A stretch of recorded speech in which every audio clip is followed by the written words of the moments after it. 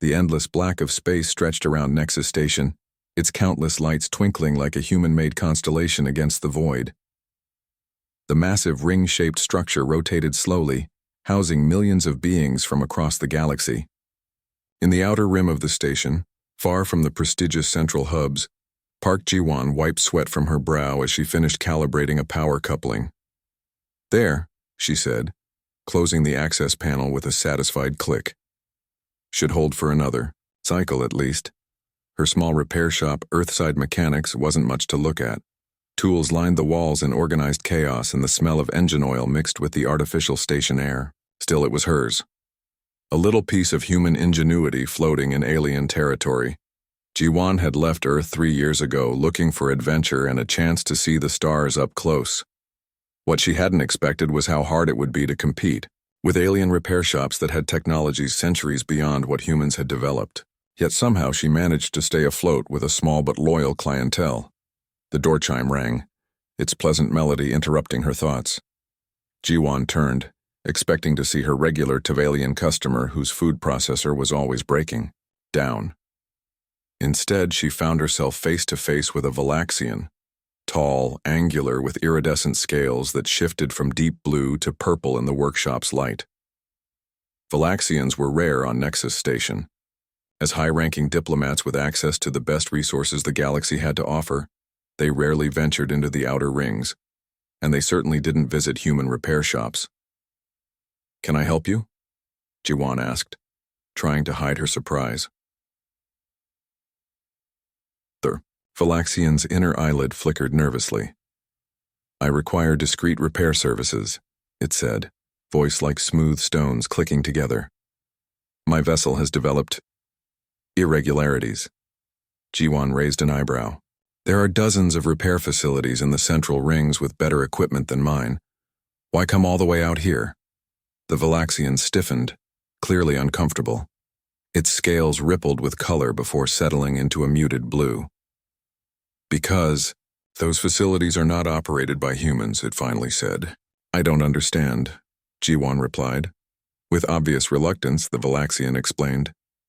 "Your species has developed a certain reputation among spacefaring civilizations. When a human repairs something, it works properly afterward. Only that. Nothing more." Ji-won couldn't help but laugh. "Well, yeah. That's what repair means, doesn't it?" The Valaxian didn't join in her amusement. "Perhaps to humans, the universe is more complex than you realize." Something in the alien's tone made Ji-won stop laughing. "Show me your ship," she said. The Valaxian vessel was beautiful, sleek and clearly expensive, its hull shimmering with an almost liquid quality that human engineering hadn't yet mastered.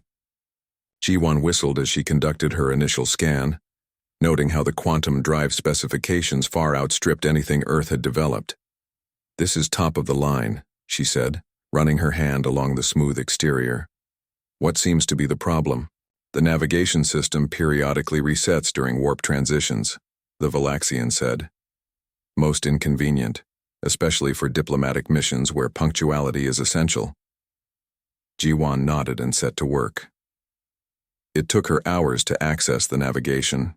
Core, Valaxian security systems were no joke, but once inside, the problem became clear almost immediately. "That's weird," she muttered, pointing to a tiny device nestled among the primary circuits.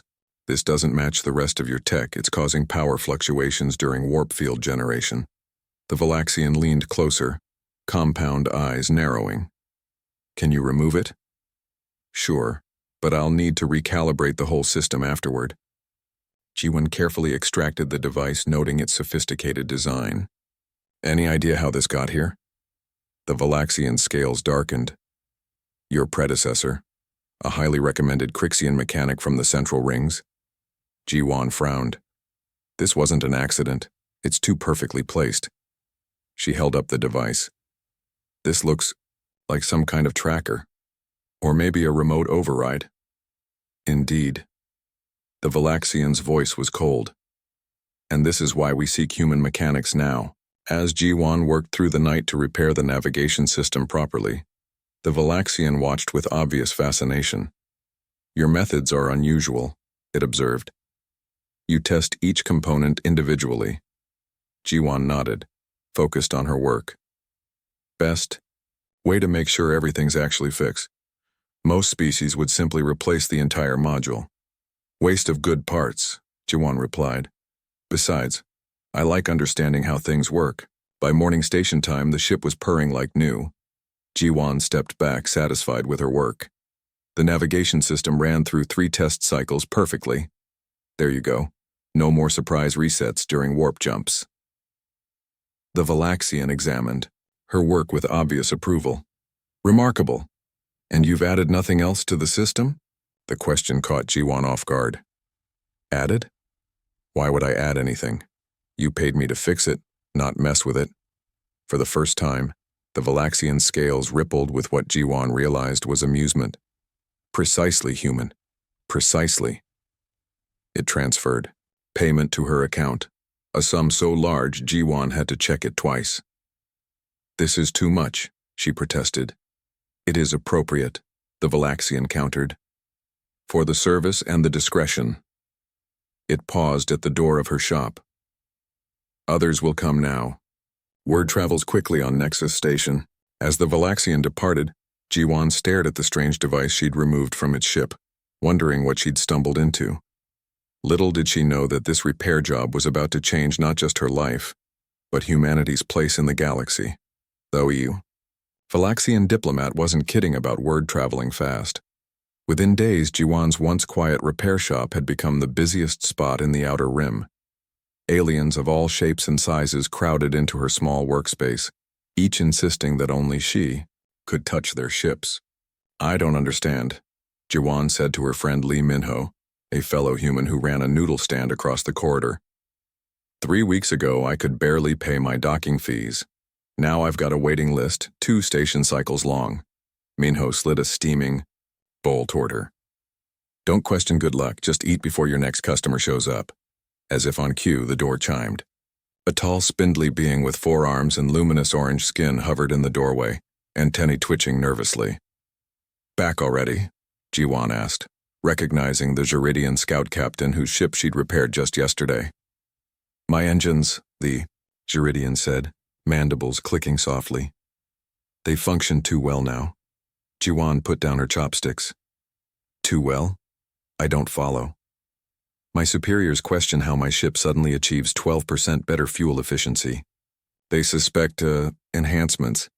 I just cleaned your injectors and recalibrated the mixture, Jiwon explained. Basic maintenance. The Jeridian's antennae drooped.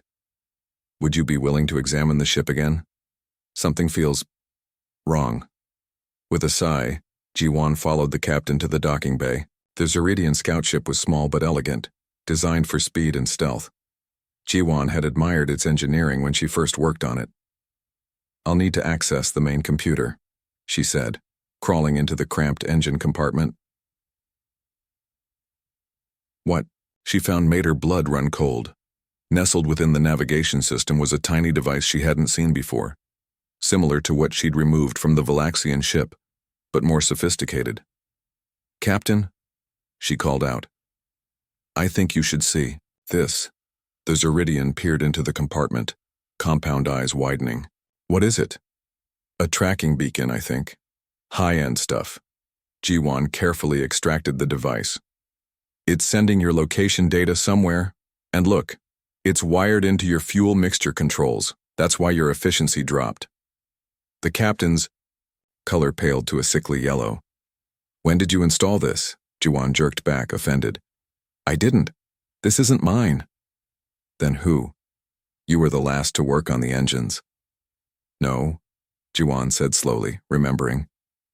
You mentioned stopping at Central Hub for a shield diagnostic before coming to me. The Jeridian's antennae stiffened. The Greshtik mechanics, they've serviced our fleet for decades. Jiwon carefully removed the device, showing the captain how it had been deliberately integrated into the ship's systems. As she worked, the Jeridian explained how their people had been locked into service contracts with Greshtik repair guilds for generations, paying premium prices for what they thought was superior service. But why would they sabotage their own clients? Jiwon asked. Control, the captain said simply. Information is valuable. Knowing the location of every Zeridian scout has strategic advantages. After recalibrating the engines properly, Jiwan showed the captain how to check for similar devices in the future. The gratitude in the alien's eyes made her uncomfortable. "It's just basic honesty," she insisted. "Nothing special." "Perhaps to humans," the Zeridian replied. "The rest of the galaxy operates differently." That night, Jiwan couldn't sleep. She spread out the various monitoring devices she'd collected from different ships, studying their design. Despite coming from different species vessels, they all shared similar architecture, suggesting a common origin or standard.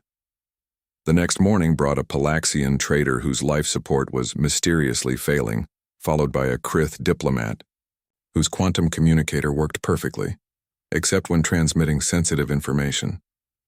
In each case, Jiwan found hidden modifications designed to either gather intelligence or create dependencies on specific repair services. "I don't get it," she told Kim Do-yun, another human mechanic who'd come to help with her growing workload. "How is this sustainable? Don't these species realize they're all sabotaging each other?" Do-hyun shrugged as he removed a power limiter from a Tavros cargo ship.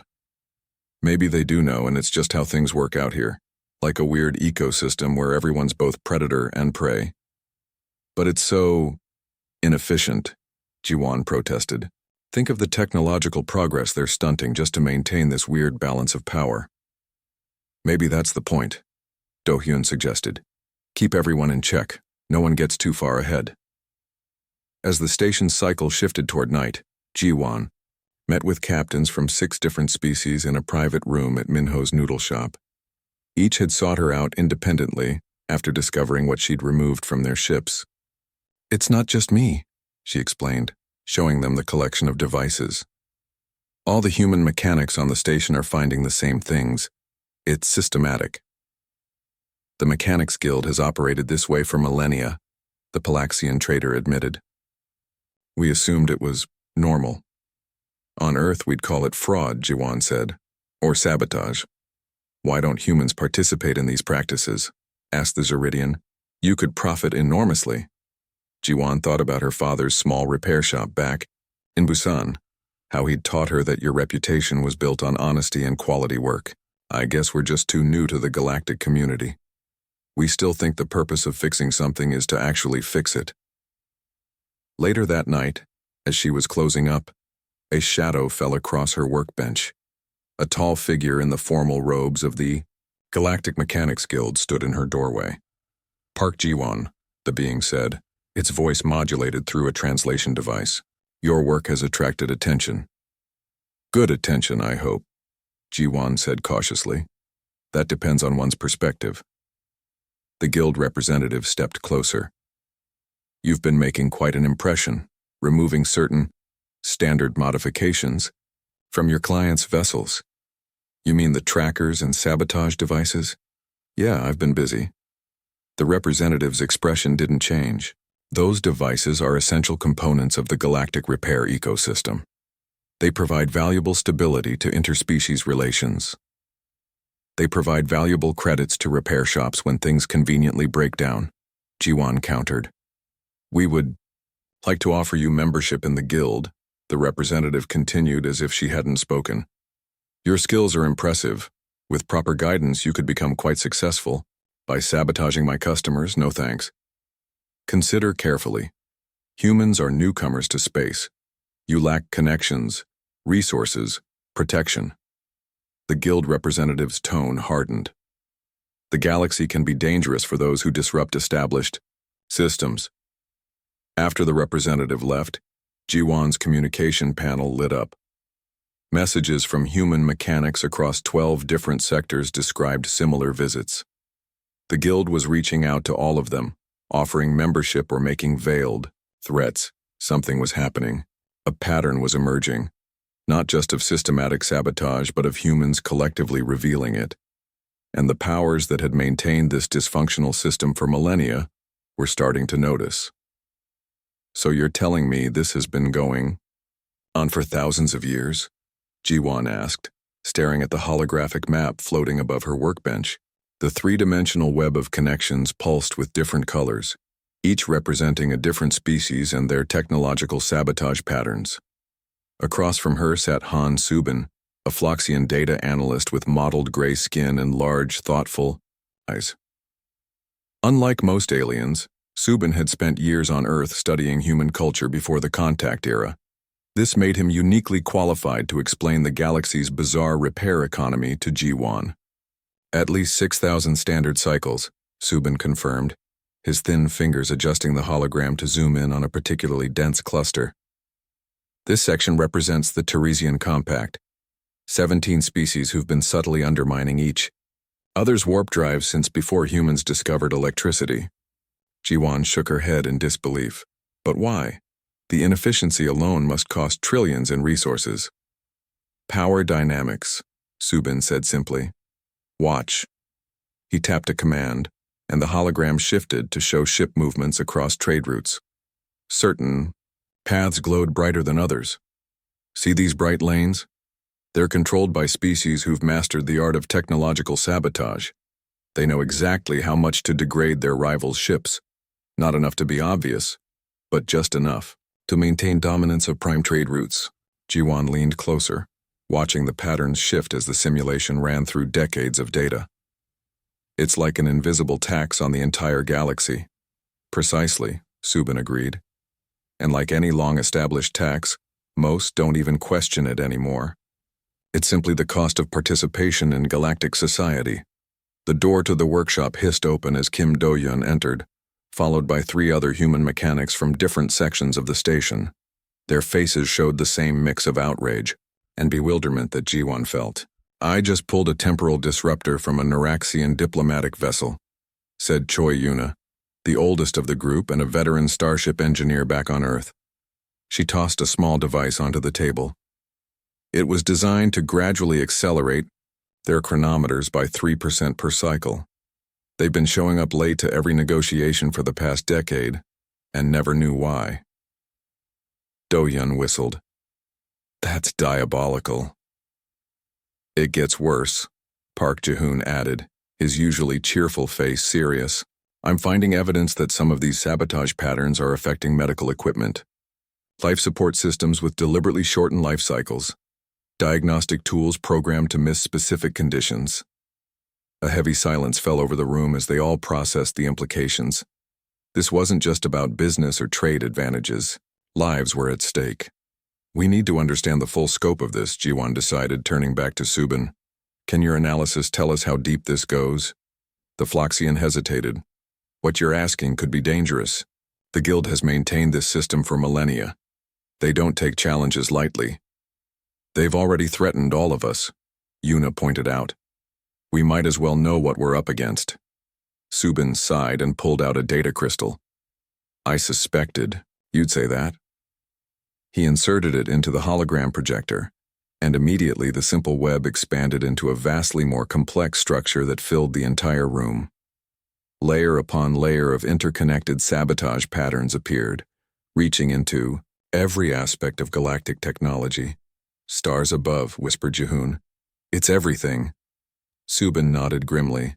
Communication systems, weapons, food production, medicine, entertainment. Every technology that connects different species has been compromised in some way. The Guild doesn't just control repairs. They control the pace of innovation itself. But how? Ji-Wan asked. Surely someone would have figured this out before us. Many have, Subin replied. But isolated discoveries are easy to discredit or silence. What's different now is humans. He gestured around the room. You're all over the galaxy, all finding the same things independently, all sharing information, and most importantly, you're all refusing to participate in the system. Do-Hyun frowned. But we're just mechanics. What can we really do against something this big? A notification chimed on Ji-Wan's console. Another request for repairs this time from a Kelbraxian science vessel. The message specifically requested a human mechanic and offered triple the standard rate. We fix things, Ji-Wan said simply. One ship at a time if necessary. Over the next station cycle, they developed a plan. Using Subin's data and their own growing network of human mechanics, they began mapping exactly how the sabotage network functioned. Each repair job became an opportunity to gather more intelligence, to understand the subtle ways different species had been undermining each other for generations. What they discovered was both fascinating and disturbing. The technological sabotage wasn't random. It had evolved into a complex ecosystem with its own unwritten rules. The Trevalians would only tamper with propulsion systems, but considered communication devices sacred. The Duraxian Guild would create dependencies through life support vulnerabilities but drew the line at weapon systems. It's like they've developed an honor code for dishonesty, Jiwan remarked as she examined the latest batch of sabotage devices. She had started categorizing them by species and function, creating a database that all human mechanics could access. More like a liability management system, Subin corrected. No single species wants to be responsible for catastrophic failures. They just want to ensure regular, predictable breakdowns that require their specific expertise to fix. As word spread about the human mechanics who just fix things, their workload increased exponentially. Ships would travel far out of their way to reach human repair facilities. The prices they were willing to pay skyrocketed. "We could get rich from this," Jihoon observed one evening as they counted the day's earnings. "Maybe the guild is right. Maybe this is just how things work out here." Yuna, who had been unusually quiet, finally spoke up. "My grandfather ran a garage back in Seoul. He used to say that the measure of good work isn't what you put in, it's what you don't take out." She looked around at the younger mechanics. "We're not just fixing machines here, we're fixing trust." Late that night, as Jiwan was finishing up in her workshop, her secure communication channel activated. The face that appeared belonged to a human mechanic she'd never met, working on a station in the Andromeda Arm. "Park Jiwan? I'm Lee Junho, from Outpost 37. We've been following your database. There's something you need to see." The image shifted to show a massive ship under construction. Its design was unlike anything Jiwan had seen before. "The guild is building their own fleet," Junho explained, his voice tight with worry.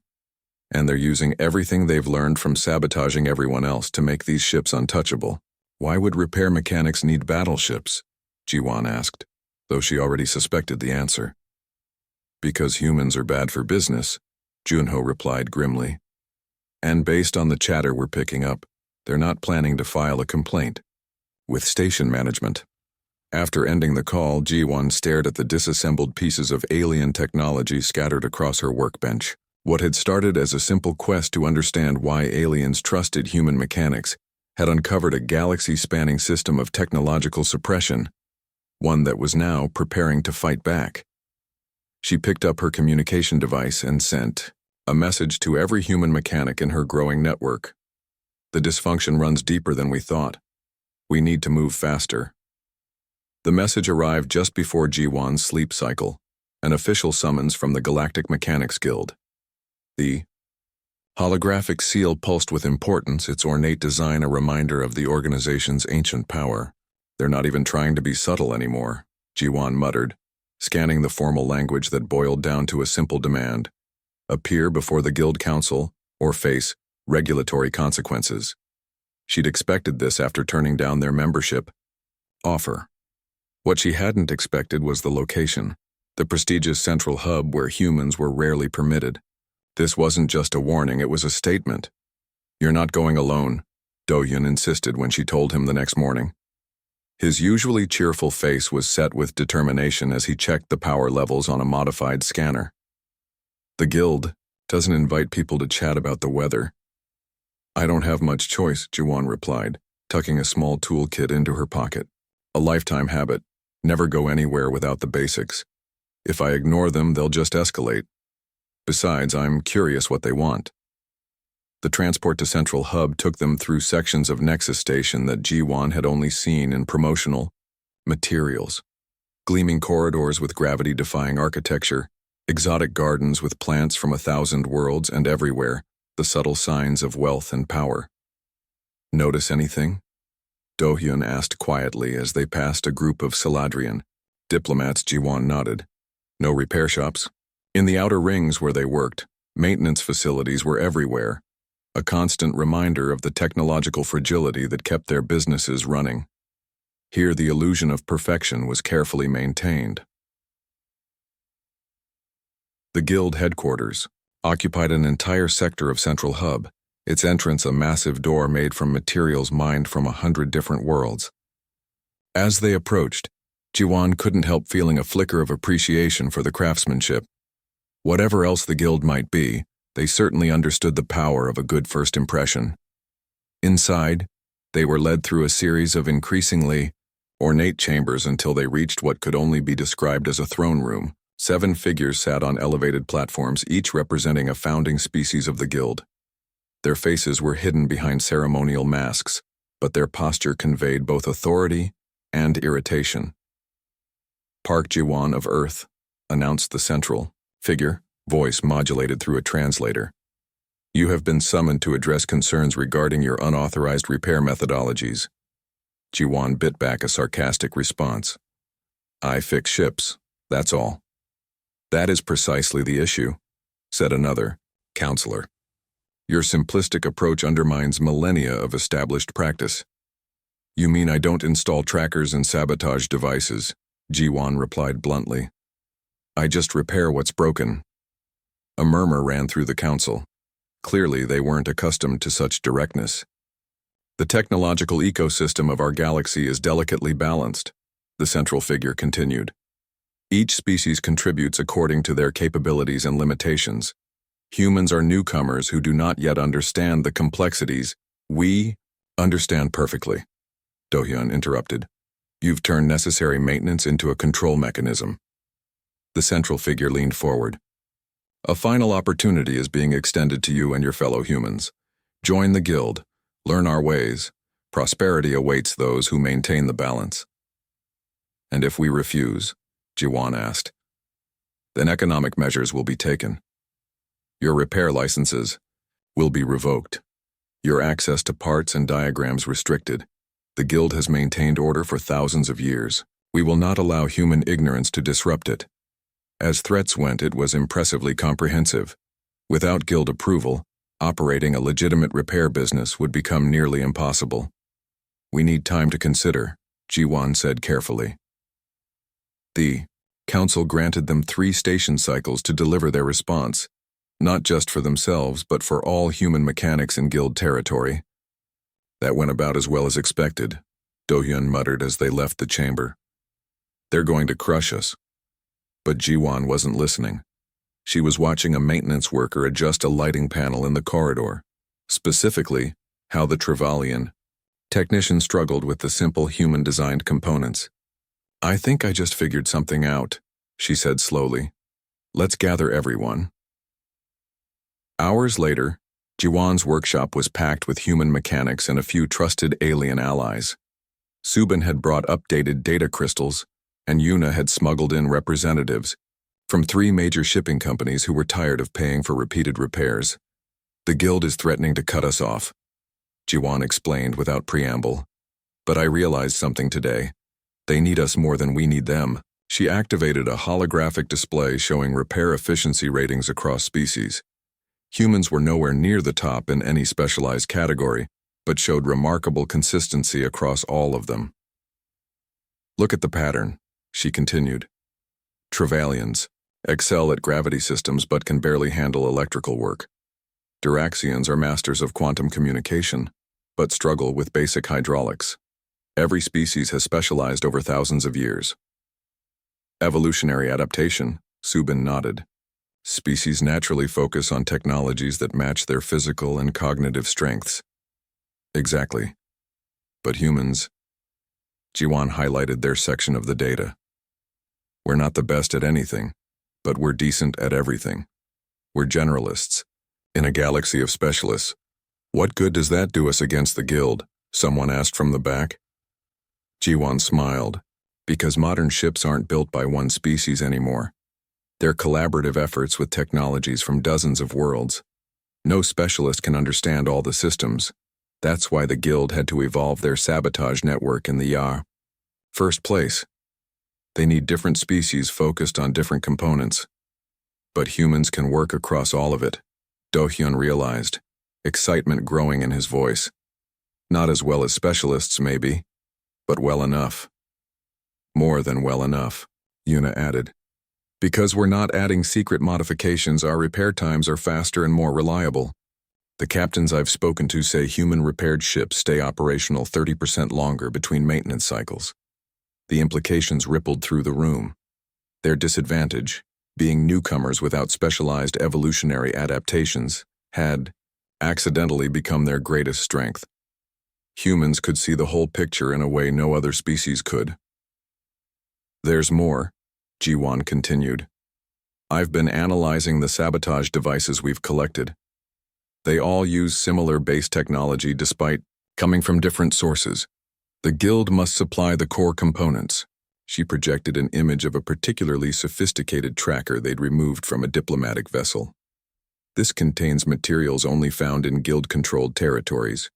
If we could find the production facility, we could prove the connection, Subin finished for her. Every sabotage chip could be traced back to Guild operations. A Zeridian captain stepped forward. My people have suffered from mysterious navigation failures for generations. If you can prove the Guild is responsible, we would support human mechanics, Guild approval or not. Others voiced similar commitments. Years of paying for unnecessary repairs had created resentment across many species, all waiting for a viable alternative. By the end of the meeting, a plan had formed. Human repair shops across the galaxy would coordinate, sharing techniques and data. They would offer an alternate certification system based on transparency and actual repair quality. Most importantly, they would trace the Guild's sabotage network back to its source. As the others filed out, determined energy filling the room, Jiwan found herself standing next to Subin. You realize what you're doing, don't you? The Floxian asked quietly. You're not just changing repair practices, you're rewiring a fundamental power structure of galactic civilization. Jiwan thought about her father's small shop back on Earth, how he'd taught her that honest work was its own reward. Sometimes the simplest fix is the most important one. That night, as she prepared the detailed message that would be sent to every human mechanic in known space, Jiwan's workshop security alarm triggered. The door slid open to reveal the Guild representative who had first approached her. The council is not pleased with the gathering you held, the figure stated without greeting. They'll be even less pleased with what happens next, Jiwan replied calmly, subtly reaching for a wrench on her workbench. Perhaps, but it would be unfortunate if an accident were to befall your operation before then. The representative gestured, and 2 maintenance drones floated into the workshop. Nexus Station has such complex life support systems. So many things could go wrong. Jiwan's hand closed around the wrench. You should know something about humans, she said. We don't just fix machines. When something threatens us, we're pretty good at breaking them too. As the drones advanced, she realized the confrontation had moved beyond words. The Guild wasn't just protecting business interests. They were defending a way of life. And they would not surrender it without a fight. The maintenance drones never stood a chance. What the Guild representative hadn't counted on was that Jiwan had spent the last 3 months taking apart and rebuilding similar models. She knew exactly where their control systems were vulnerable. 2 precise throws of her wrench later, both drones clattered to the floor, their guidance systems shorted out. The Guild representative backed toward the door, suddenly looking much less confident. This will have consequences, the alien warned, voice modulator unable to hide the tremor of surprise. It already has, Jiwan replied, pointing to the small recorder Do-hyun had activated when they'd first heard the security alarm. Threatening a licensed mechanic with sabotage? I wonder how your council would explain that to the station authorities. After the representative hastily retreated, Jiwan knew they had little time. They're done negotiating, she told Do-hyun. Send the signal. Across Nexus Station and beyond, human mechanics received the message they'd prepared. Operation Clean Repair was now active. Years of careful observation and months of intense planning were about to be tested. They didn't have to wait long for the Guild's response. By morning, every human repair shop on the station found their supply deliveries canceled, their diagnostic equipment remotely locked, and their access to official technical databases revoked. They've blacklisted all of us, Yuna announced, storming into G1's workshop with her access pad displaying multiple rejection notices. Even my private accounts are frozen. G1 nodded grimly. Just as we expected. Is everyone in position? All 27 human shops on Nexus have implemented protocol firewall, Doyun confirmed, checking the secure communications channel. Reports coming in from the outer systems show the guild is doing the same there. We're completely cut off. Good, G1 said with a determined smile. Now we show them what humans do best, adapt. What the guild didn't realize was that humans had been preparing for this moment for months. While openly running their repair shops, they had secretly been stockpiling parts, downloading technical schematics, and most importantly, building alternative supply networks through sympathetic alien traders who had grown tired of the guild's stranglehold.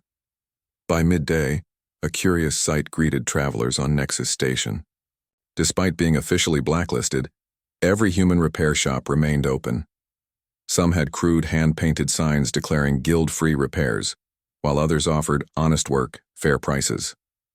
Most tellingly, they all had lines of ships waiting, vessels whose captains had chosen to defy the guild rather than return to the cycle of sabotage and dependency. The Valdorian merchant fleet is publicly supporting us, Subin reported, hurrying into G1's workshop with fresh data. They've announced they'll only use human-certified mechanics from now on. The Transport Workers Union is voting tomorrow, added Jihoon, who had just returned from a meeting with its representatives. If they join us, that's 30% of all commercial shipping in this sector.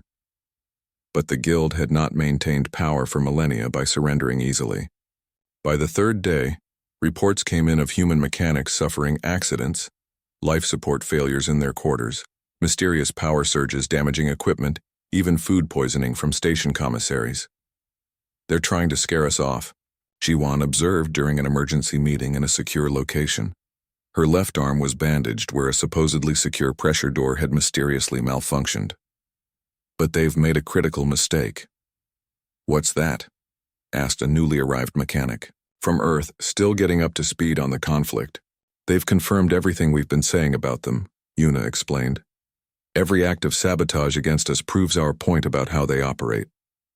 Jiwan nodded. And we've been documenting everything, which brings us to the next phase.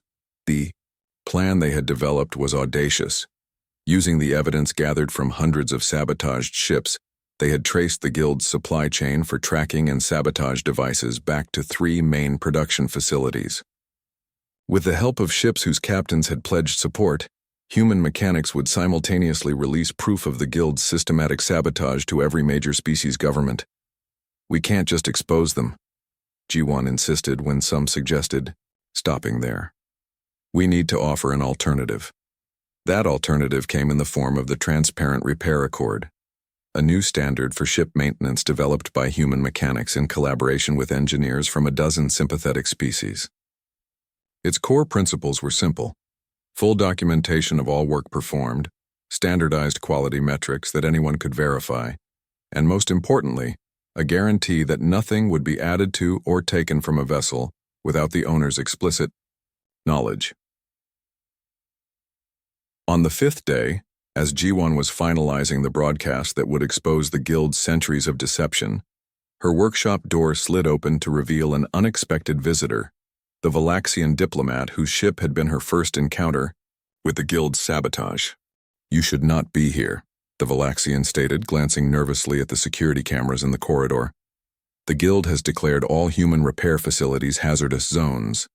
They claim your methods cause catastrophic failures. That's rich. Coming from them, Jiwan replied, continuing her work on the transmission array. Let me guess, they're offering to safely disable all the human-repaired systems at a special rate? Precisely. The Valaxian scales shifted to a troubled blue-gray. But that is not why I came. The diplomatic corps has been monitoring your conflict with the guild. We have concerns about stability. Jiwan looked up sharply. We're fighting for honest repairs, not starting a revolution. Perhaps.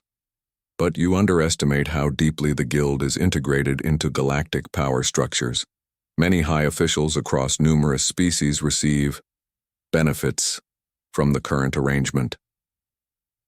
Understanding dawned on G1. They're being blackmailed. The Guild knows where their ships go because of the trackers. The Valaxians' silence was confirmation enough. Then they should be the first to want the system changed, G1 argued. We're offering freedom from that kind of manipulation. Freedom is disruptive, the Valaxian replied. However, it hesitated, then placed a data crystal on her workbench. This contains access codes to the Guild's primary communication network. The diplomatic corps feels that balance would be best, served by an adjustment to the current power structure. After the Valaxian departed, events moved quickly. Using the access codes, G1 and her team were able to download irrefutable evidence of the Guild's systematic sabotage, including internal communications discussing which species to target and how to maximize dependency. The broadcast went out simultaneously across all major communication channels, timed to coincide with the Grand Commercial Summit, where representatives from 47 spacefaring civilizations had gathered to discuss trade agreements. The reaction was immediate and chaotic. Some species, particularly those with seats on the Guild Council, attempted to dismiss the evidence. Others, especially those who had suffered most under the system, demanded immediate investigations. Trade routes froze as captains refused to allow Guild mechanics near their ships. The entire galactic economy shuddered. In the midst of the turmoil, G1 found herself unexpectedly summoned to address the summit, not as an accused troublemaker, but as the representative of human repair standards. Standing before the gathered, diplomats and trade ministers, many of whom had never seen a human up close before, G1 felt the weight of the moment. This wasn't just about repair practices anymore.